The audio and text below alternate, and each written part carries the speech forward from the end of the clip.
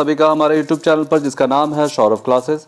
आज मैं BA semester 1 NEP के नए सिलेबस जो MJ1 का एक महत्वपूर्ण टॉपिक है आयुर्वेद, तो स्वास्थ्य चेतना में आयुर्वेद का महत्व लेकर मैं उपस्थित हुआ हूं। तो चलिए इस विषय को प्रारंभ करते हैं। आयुर्वेद प्राकृतिक एवं समग्र स्वास्थ्य की पुरातन भारतीय पद्धति है। इस प्रकृति आधारित पद्धति में शारीरिक संरचनाओं, प्राकृतिक क्रियाओं और ब्रह्मांड के तत्वों के समन्वय के सिद्धांत पर इलाज किया जाता है। यह संस्कृत के दो धातुओं के संयोग से बना है, आयु जोड़ वेद, जिसमें आयु अर्थात लंबी उम्र या जीवन और वेद अर्थात ज्ञान या विज्ञान होता है। अतः आयुर्वेद का शाब्दिक अर्थ जीवन का विज्ञान है। माना जाता है कि आयुर्वेद का जन्म ईसा पूर्व 2री शताब्दी में हुआ।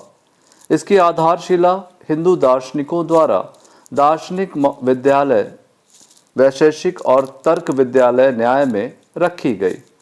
यह अभिव्यक्ति की रूपरेखा से भी जुड़ी है, जिसे समाख्या के नाम से जाना जाता है। समाख्या की स्थापना भी उसी समय हुई थी जब वैशेषिक और न्याय विद्यालयों का बोलबाला था। वैशेषिक विद्यालयों में रोगों की स्थिति की पढ़ाई होती थी, जबकि न्याय विद्यालयों में इलाज शुरू करने से पहले मरीज और रोग की स्थिति के बारे में पढ़ाया जाता था।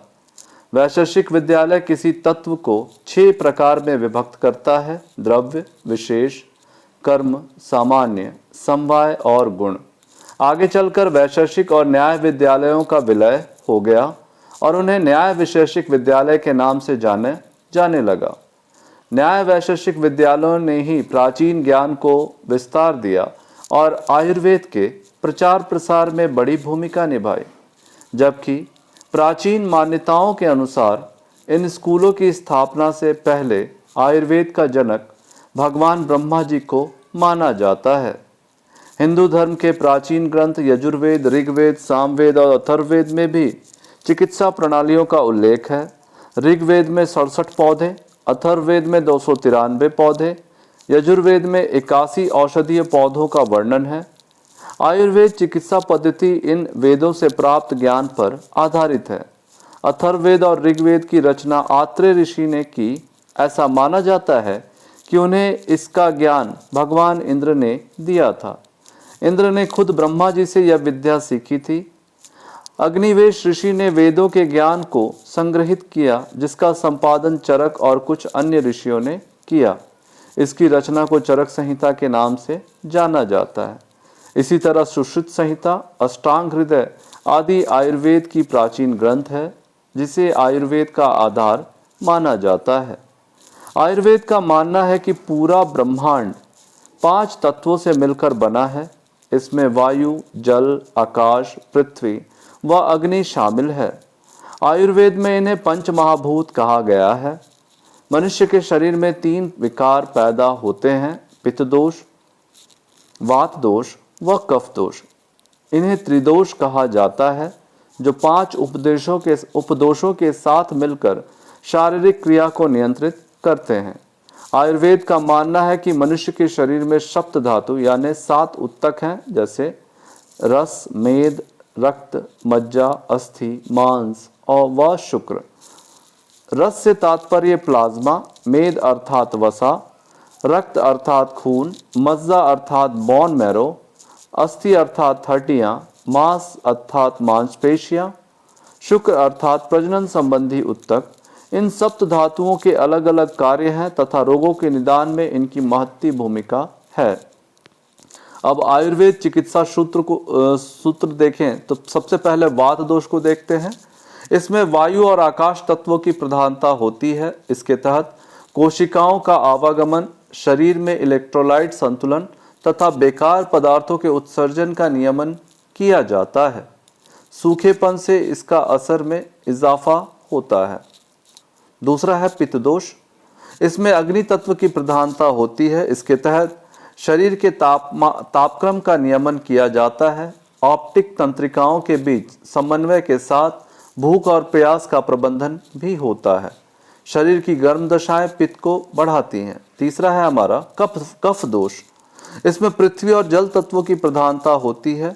शरीर में पसीने और चिकनाई युक्त खाद्य पदार्थों यानी वसीय चीज़ों से इसमें वृद्धि होती है। शरीर के जोड़ों को सही तरीके से काम करने के लिए यह लुब्रिकेशन का काम करता है। इन दोषों का प्रभाव न केवल व्यक्ति की शारीरिक संरचना पर होता है बल्कि उसकी शारीरिक प्रवृत्तियों और उसके मन और भावनाओं पर भी होता है। शरीर की अपचय क्रिया वात से नियंत्रित होती है, उपापचय क्रिया पित्त से और कफ से उपचय क्रिया का नियमन होता है। उदाहरण के लिए कफ प्रकृति के मनुष्यों का अधिक वजन वाला होना, उसकी पाचन व अन्य प्रकृति से मनुष्य की तुलना में धीमा होना, उसकी तेज याददाश्त और भावनात्मक रूप से उसमें स्थिरता का होना पृथ्वी तत्व की प्रधानता के कारण होता है। अधिकांश व्यक्तियों की प्रकृति में किन्हीं दो दोषों का संयोग होता है। जैसे पित्त कफ प्रकृति वाले मनुष्य में पित्त और कफ दोनों दोषों का प्रभाव देखा जाता है, पर पित्त दोषों की प्रधानता देखी जाती है। किसी स्वस्थ शरीर के लिए तीनों दोषों और अन्य कारकों के बीच संतुलन होना बहुत आवश्यक है। अपनी शारीरिक संरचना और प्रकृति के ज्ञान की समझ से हम इन तत्वों को संतुलित और स्वयं को स्वस्थ रखने की दिशा में आवश्यक कदम उठा सकते हैं। अंततः हम निष्कर्ष देखें तो इस प्रकार उपरोक्त अध्ययनों से हम इस निष्कर्ष पर पहुंचते हैं कि आयुर्वेद का ज्ञान भारतवर्ष में प्राचीन काल से ही विद्यमान है। यह दुनिया की सबसे पुरानी चिकित्सा पद्धतियों में से एक है। हालांकि इस चिकित्सा पद्धति को अब तक विस्तार नहीं मिल पाया है। दूसरी तरफ आयुर्वेद के करीब 2000 वर्ष बाद प्रचलन में आई एलोपैथी प्रयोग और अनुसंधान के दम पर काफी आगे निकल गई है। लेकिन विगत कुछ वर्षों में पारंपरिक और असरदार चिकित्सा पद्धति आयुर्वेद को आधार और विस्तार देने के लिए सरकार ने बड़े पैमाने पर पहल की है।